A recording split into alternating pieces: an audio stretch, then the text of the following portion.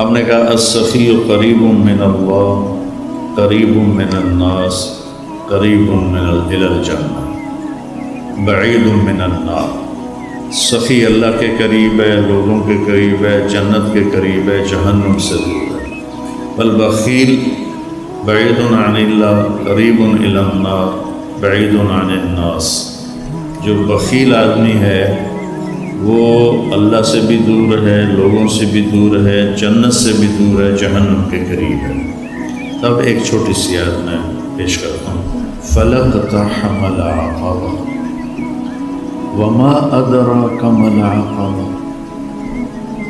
حیرت کے اظہار کے لیے عربی میں دو لفظ تھے، ما افعلہ و افعل بہ۔ قرآن نے ایک تیسرے لفظ کا استعمال کیا جس نے عربوں کو حیرت میں ڈال دیا۔ جو قرآن القارعۃ ما القارعہ وما ادراک ما القارعہ وما ادراک ما الحاقہ وما ادراک ما سقر وما ادراک ما یوم الدین، یہ استعمال پہلے عرب میں نہیں تھا، اس کو قرآن نے استعمال کیا کہ بالکل جب کوئی حیرت میں ڈوب جائے وہاں یہ لفظ بولا جاتا ہے۔ تو اللہ تعالیٰ نے فرمایا کہ پھر تم نے گھاٹی کو پار کیوں نہ کیا؟ اقتحام کہتے ہیں، پہلے سڑکیں تو تھیں، کہیں کھائیاں آ جاتی تھیں، کہیں نشیب، کہیں فراز۔ تو جہاں کہیں ایسا ہوتا تھا کہ نیچے نہیں اتر سکتے، گہرائی ہے، اور سوائے گھوڑے کے کوئی اور شکل نہیں پار چھلانگ لگانے کی، اس کو کہتے تھے اقتحام، کہ گھوڑے کو اٹھانا اور ایڑ لگانا اور چھلانگ لگوا کے پار۔ یہ ایک جان کا قرا ہوتا تھا کہ ذرا گھوڑے کا پاؤں پھسلا تو اندر پتہ نہیں زندگی پھر بچتی ہے یا نہیں بچتی۔ اور اس طرح گھوڑے کو اٹھانا، وہ اس کو بہت زیادہ پریکٹس کروائی جاتی۔ یہ یوسف اور اس کا چھوٹا بھائی، یہ دونوں گھوڑ سواری سیکھ رہے تھے، تو چھوٹا تو جلدی ماہر ہو گیا، یہ بھی کچھ دوڑانے لگا۔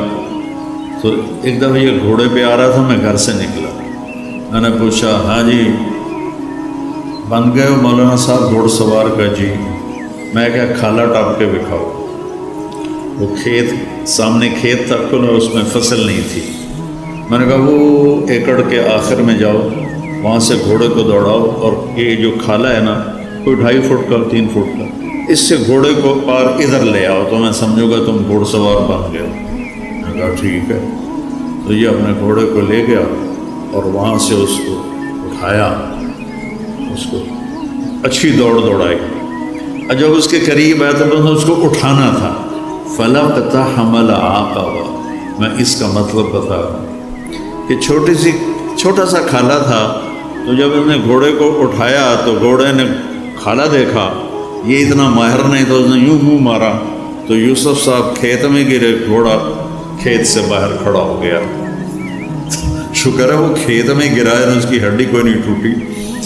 تو اقتحام کہتے ہیں مشکل کھائی کو پار کرنا۔ پھر اللہ نے کہا تمہیں پتہ ہے وہ کیا ہے؟ دیکھیں، نماز، روزہ، حج، زکوٰۃ، اور سب سے مشکل جہاد، پھر ہر وقت کی محنت تبلیغ، پھر تہجد، پھر عمرے، پھر ذکر، پھر تلاوت، پھر نوافل، کتنے بے شمار کام ہیں۔ کسی کو اللہ نے نہیں کہا کھائی کیوں نہ پار کی، صرف ایک کام کو اللہ نے کہا، جس کو میں ابھی بتاتا ہوں۔ تو انہیں پھر کھائی کیوں نہ پار کی، اس میں کیا مطلب ہے کہ کوئی کر سکے گا، ہر ایک نہیں کر سکے گا۔ 10,000 کا لشکر تھا قریش کا، جب وہ آئے مدینہ حملہ کرنے تو آگے خندق کھودی ہوئی تھی، تو صرف ایک آدمی نے چھلانگ لگا کے اس کھائی کو پار کیا، عمر بن عبد ود، باقی کسی کی ہمت نہیں ہوئی، حالانکہ اتنے سارے شاہ سوار، صرف ایک نے گھوڑے کو اٹھایا اور جا کر دوسری طرف جا کر اس نے چھلانگ لگائی۔ تو اللہ تعالیٰ نے فرمایا تمہیں کچھ خبر ہے کہ یہ کھائی پار کرنا میں کیا مطلب لے رہا ہوں؟ کہ نہیں یا اللہ، کا فق کو رکھا ہو، جن کی گردنیں پھنسی ہوئی ہیں مصیبت میں، تکلیف میں، بیماری میں، قرضے میں، مصائب میں۔ کوئی مصائب کی ایک قسم ہو تو بتاؤں، یہاں تو ایک سلسلہ ہے دکھوں کا۔ سکھ تو اللہ نے سارے جنت میں رکھے، تو لوگوں کی گردنیں چھڑانا، لوگوں کی گردنیں چھڑانا، فق و رقابہ، اتنا خوبصورت لفظ ہے۔ پہلے جو تھے نا غلاموں کے، ہم گئے تھے وہ تنزانیہ کے زنجبار ہماری جماعت گئی، نئی بٹ صاحب بھی ساتھ تھے، تو وہاں جہاں غلاموں کو پکڑ کے لاتے تھے اور وہاں ان کو اندر قید کرتے تھے، پھر بحری جہاز آتے تھے تو ان کو بیچ کے آگے روانہ کرتے تھے۔ زنجبار سے کتنے کالے امریکہ پہنچے اور یورپ پہنچے، تو ان کی گردن میں توق ہوتا تھا کہ یہ بھاگ نہ جائے۔ وہ توق وزنی ہوتا تھا، وہ بڑے کرب اور تکلیف میں ہوتا تھا غلام۔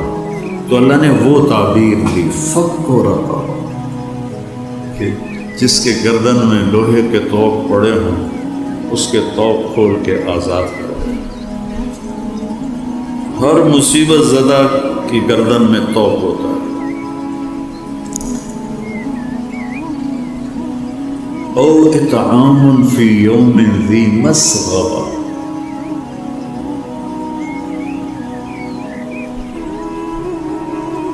یتیما ذا مقربہ او مسکینا ذا متربہ،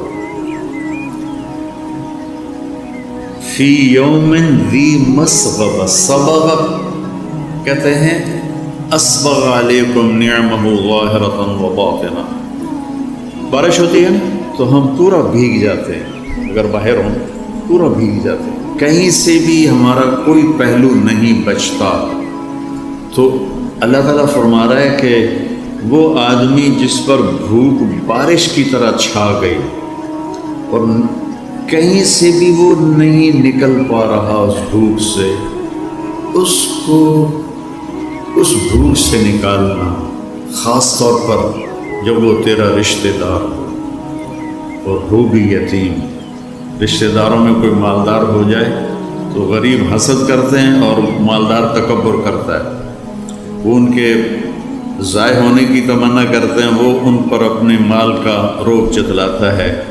تو اللہ نے کہا ذا مقربہ، جو تیرا قریبی رشتہ دار ہے نا، قرب والا، اس کو بھوک نے بارش کی طرح ایسے گھیرے میں لے لیا ہے، نکلنے کا راستہ ہی نہیں ہے، اس کو کھانا کھلاؤ۔ اور مسکین، فقیر اسے کہتے ہیں جس کے گھر میں ایک دن کا کھانا ہو۔ مسکین سکن سے ہے، سکن ہوتا ہے ٹھہر جانا، ٹھہر جانا۔ مسکین جس کے زندگی ٹھہر گئی ہو بھوک کی وجہ سے، فاقے کی وجہ سے، اس کے پاس ایک لقمہ روٹی۔ فقیر اسے کہتے ہیں جس کے پاس 24 گھنٹے کا تو کھانا ہو، آگے کوئی نہ ہو۔ اور مسکین اسے کہتے ہیں جس کی زندگی ٹھہر گئی ہو، سکن، سکون ہم عام طور پر کہتے ہیں، سکون آ گیا۔ اس مسکین کو کھانا کھلانا، یہ ہے گھاٹی کو پار کرنا۔ اب اس ویلفیئر کے کام میں غیر مسلم بھی شریک ہیں، مسلم بھی شریک ہیں، تو پھر اللہ نے آگے اس پچھلے کام کی قبولیت کی شرط لگائی، ثم، صرف اتنے سے پاس نہیں کروں گا، ثم، پھر اس کے بعد تم کان من الذین آمنوا، تم ایمان والے بھی ہو، ایمان والے بھی ہو، ایک شرط۔ دوسری وتواصوا بالصبر وتواصوا بالمرحمہ، اور لوگوں کو صبر اور رحم کی دعوت بھی دینے والے ہو۔ پتہ چلا تبلیغ کا کام تو اللہ ہمارے ذمہ لگا رہا ہے، کہ لوگوں کو خیر کی بات کرو، لوگوں کو صبر کی بات کرو، لوگوں کو معاف کرنے کی بات کرو۔ اولئک اصحاب المیمنہ، یہ وہ لوگ ہیں جو قیامت کے دن کامیاب ہوں۔ تو میرے عزیزو، یہ زندگی بھر کا سودا ہے، جتنا ہم اللہ کو دیں گے۔ حضرت ابوبکر صدیق کے زمانے میں قحط آ گیا تو لوگ بڑے پریشان ہوئے۔ حضرت ابوبکر صدیق خلیفہ تھے کہ جی کیا کریں کیا کریں، کھانے کو کچھ نہیں۔ کہیں گے انشاءاللہ اللہ کی مدد آنے والی ہے، آنے والی ہے۔ تو چند دن گزرے تو حضرت عثمان رضی اللہ عنہ کا قافلہ ملک شام سے 1000 اونٹوں کا، یوں سمجھیے 1000 ٹرالے اس زمانے کا قافلہ۔ تو جتنے وہ تاجر تھے بڑے جو تھوک والے، وہ ان کے پاس گئے کہ جی سودا کریں۔ کہنے لگے کیا دو گے؟ کہنے لگے 10 روپے کی چیز 12 میں لے لیں۔ کہ نہیں مجھے منظور نہیں۔ اچھا 10 روپے کی چیز ہم 14 میں لے لیں۔ کہ نہیں مجھے نہیں منظور۔ کہ اچھا ہم 10 روپے کی چیز 15 میں لے لیں گے، اس سے آگے ہماری ہمت نہیں۔ تو عثمان نے فرمایا کہ مجھے قیمت زیادہ لگ چکی ہے، لہذا میں تمہیں نہیں بیچوں گا۔ وہ کہنے لگے سارے جو ہیں تھوک کے تاجر وہ تو تیرے سامنے بیٹھے ہیں، تو اب کون ہے جو آپ کو زیادہ پیسے لگا گیا ہے؟ تو کہا تم سے پہلے میرا اللہ مجھ سے بات کر رہا ہے کہ من جاء بالحسنۃ فلہ عشر امثالھا، کہ تو عثمان تیرے 1 روپے کی چیز میں 10 روپے میں خریدوں گا۔ تو لہٰذا میں اللہ کو بیچ رہا ہوں۔ مدینے میں قحط ہے، میرے 1000 اونٹوں سمیت سارے مدینے والوں پہ صدقہ۔ تو اس رات حضرت عبداللہ بن عباس نے خواب دیکھا کہ اللہ کے نبی سفید گھوڑے پر ہیں، سبز پوشاک ہے اور سونے کی لگام ہے گھوڑے کی۔